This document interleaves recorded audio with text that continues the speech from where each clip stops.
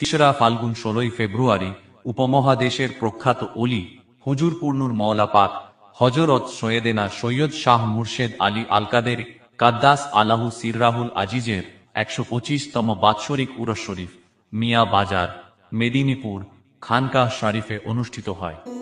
তো আজকে এই মঞ্চে যারা আছে সবাই হুজুর মওলা পাকের যে আদর্শ আছে, উনি যেভাবে জীবন যাপন করেছেন, উনি মানুষের মধ্যে কোনো ভেদাভেদ করতেন না।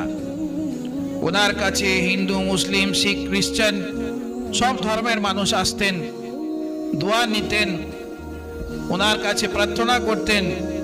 হুজুর মওলা পাক সবার ঝুলি ভরে দিতেন, সবার কামনা পুরো করতেন।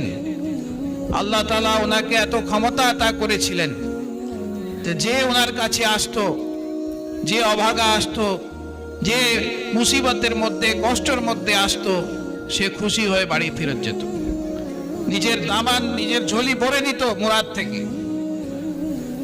আজকে ওনার এই আদর্শকে নিয়ে চলার প্রয়োজন আছে, যে ভালোবাসার উনি আদর্শ আমাদেরকে দিয়েছেন, একতার আদর্শ দিয়েছেন, কমিউনাল হারমোনির যে কথা উনি আমাদেরকে শিখিয়েছেন, যে মানুষের ভিতরে কোনো ভেদাভেদ করবে না, সবার সাথে ভালো ব্যবহার করবে, সবাইকে ভালোবাসবে, গরিবের সেবা করবে, কারো উপরে অন্যায় অত্যাচার করবে না।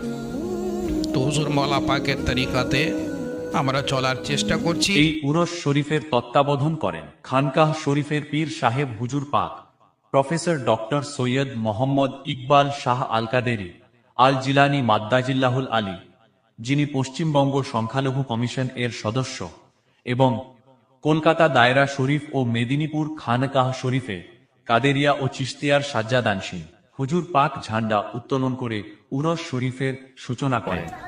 শুভ সূচনা করছেন এবং হুজুর মওলা পাকে উরুস পাকে ঝান্ডা মোবারক পীর মুর্শিদ পাক উত্তোলন করবেন। নারে তাকবীর, নারে রিশা হায়দারি, হুজুর পাক का नाम है হুজুর পাক का नाम মওলা পাক তিসরা ফাল্গুন হুজুর মওলা। এরপর হুজুর পাক পবিত্র কোরআন তেলাওয়াতের মাধ্যমে মাহফিল শুরু করেন এবং মিলাদ শরীফ পাঠ করা হয়। হুজুর পাক হুজুর কুতুবে বাংলার মাজার শরীফে চাদর পাক পেশ করেন। এই উরস শরীফে পশ্চিমবঙ্গের ভিন্ন প্রান্ত থেকে হাজার হাজার মুরিদ ও ভক্তগণ উপস্থিত হয়েছিলেন। হুজুর মওলা পাকের শানে বই সোভিনারের মাধ্যমে হুজুর পাক প্রকাশ করেন। বিশেষ অতিথি হিসেবে সমাজসেবী গণ্যমান্য ব্যক্তিবর্গ উপস্থিত ছিলেন। সমস্ত মানুষের জন্য খাবার খাওয়ানো সুব্যবস্থা করা হয়েছিল।